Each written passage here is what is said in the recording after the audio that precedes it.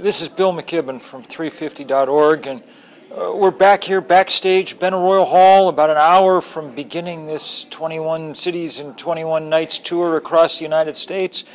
We're also about 24 hours after the election, and so in certain ways we feel like there's an opening if we now build the movement to make some real change happen and happen fast.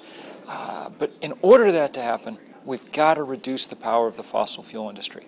They're simply too strong right now. They've been able to block every significant piece of legislation in Washington for decades.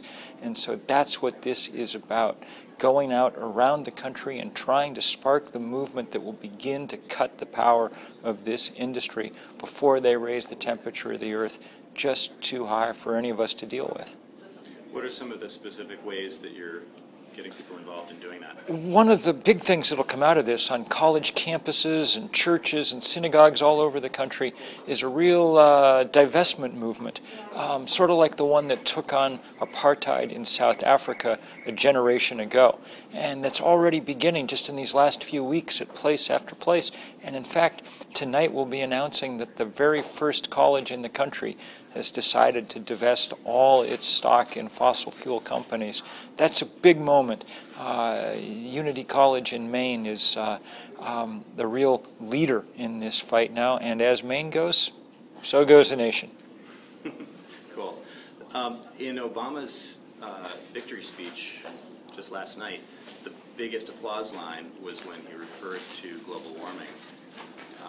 That's right. Did that give you hope? Look, last night President Obama broke his campaign-long climate silence, and mentioned it at the end of a sentence, and suddenly everybody was on their feet cheering. There is such pent-up, latent demand for action on climate. The real first test for the president's going to come when he decides whether or not to approve the Keystone Pipeline. He put it off for a year, and that year has seen the warmest year in American history. It's seen the catastrophic melt of the Arctic. It's seen epic drought across the Midwest. And it saw a storm so powerful that it flooded our greatest city. At the end of that, I can't imagine how the president's going to go ahead and say okay to this giant straw stuck into that toxic milkshake up there. What are some of the other fronts in the climate battle coming up soon that our friends down in Texas are hard at work trying to block the southern leg of that Keystone Pipeline. There's an enormous battle here in the Pacific Northwest to stop coal ports being built in Washington and Oregon. There's, of course, the ongoing fight against mountaintop removal and the emerging powerful fight against fracking for gas across the Appalachians. There are all kinds of individual fights, but together they have to bleed into this big fight about the fossil fuel industry. We need to change the structure of this problem. We need to put a price on carbon that reflects the damage it does in the atmosphere, and we need to do it fast.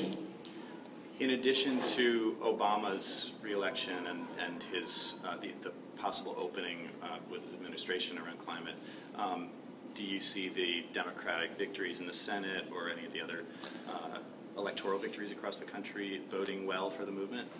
Well, look, it's better to have people in Washington who aren't denying climate science. But in the past, that hasn't gotten us all that far. We didn't accomplish anything during the Clinton years either on this front, The fossil fuel industry has bought one party and they've scared the other one.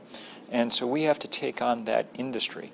And if we do, we'll open up some room for people in Washington and Beijing and elsewhere to do their work, who want to do their work. But right now, it's just too hard. Who's going to be on stage with you here tonight? We're going to have a bunch of local climate activists on stage here tonight, and the mayor of Seattle is introducing things, which is appropriate since Seattle is soaring in its efforts to deal with climate change. It should be a beautiful night, including music from a Hawaiian artist, Nako, who I think will really kind of bring everybody together. We need both that left brain rational part of ourselves working on this, and we need the right brain too. It's going to take all parts of us to make this work. And it seems like you're off to a great start. It's a sold-out house of 3,000 Yeah, people. yeah. Where are you headed to next? We're on to Portland, and then to San Francisco, and then to L.A. in the biodiesel bus, and then we cross the country and start down the East Coast. Great. All right. And where can people find out more about this? Go to math.350.org. Great. All right. Congratulations. Thank you so Good luck much. with the tour. Thank you very much. Thanks, Bill.